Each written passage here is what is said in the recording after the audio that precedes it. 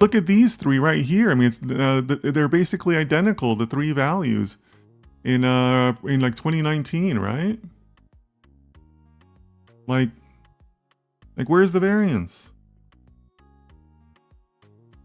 Like, what does ANOVA stand for? ANOVA stands for analysis of variance. Well, are you going to analyze anything if there's no variance? Maybe, maybe not, right? You could do a meta study. Like, why is there no variance? Is it a data issue? It could be, right? Like you'd have to take like a step back, right?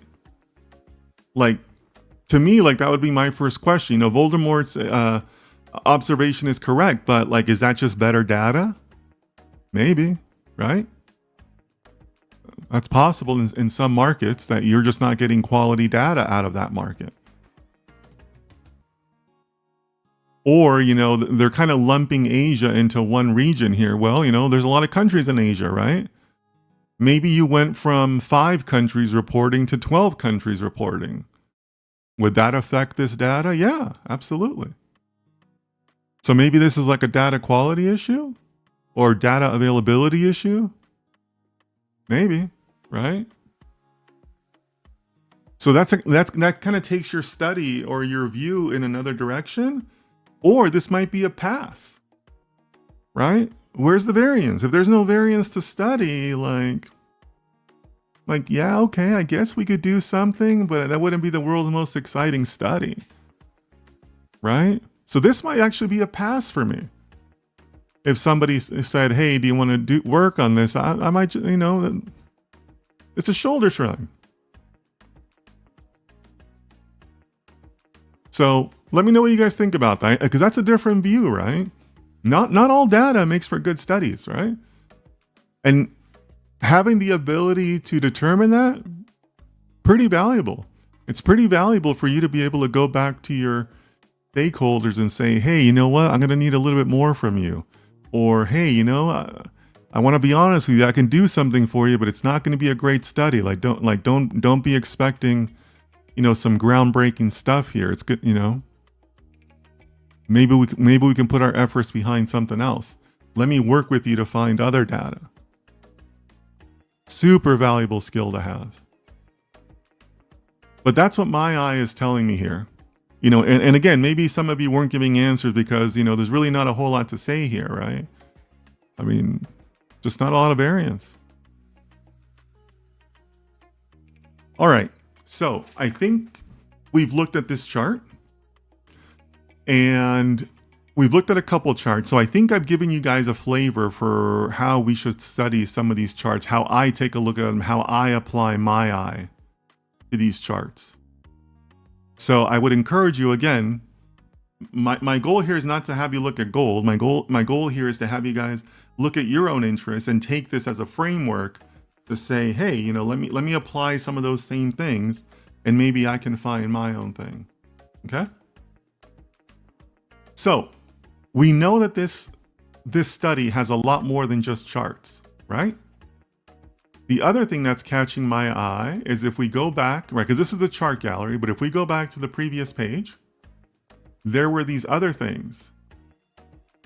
And ding, ding, ding, the magic letters XLSX or CSV, right? Like, you should be all over that, right? When you see those letters, your mouth should start salivating, right? Because this is what I tell you guys, that a lot of these reports make their raw data available. That is super valuable to all of you, right? Or in some cases, as I mentioned, you know, if it's a government funded study, they're required to put their data out there because the people own the data, right? This is not a publicly funded study, right? This is the World Gold Council is a private industry trade group, right? But they make their raw data available, right? We're data scientists. That's really valuable to us, right? So let's look. Let's take a look. I'm excited. You should always be excited when you see raw data, right? All right, so I happen to have already downloaded this. So let me bring that up. And for those of you guys that aren't familiar with it, we're actually going to be opening this up on my Mac. I don't have Excel on my Mac. I have what is this called? Numbers or pages? I don't even know. I don't even know what it's called. Numbers. It's called Numbers. But this is our data.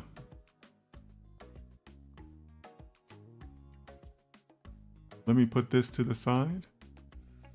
And yeah, this looks great, right?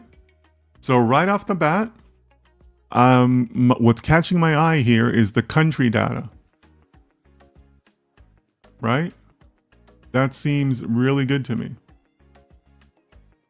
And I say that because I think it was Yassine or Leo that had brought up looking at countries, right? Yeah, I think that's on the right track. We should be looking at that, right? So we're going to take a quick look.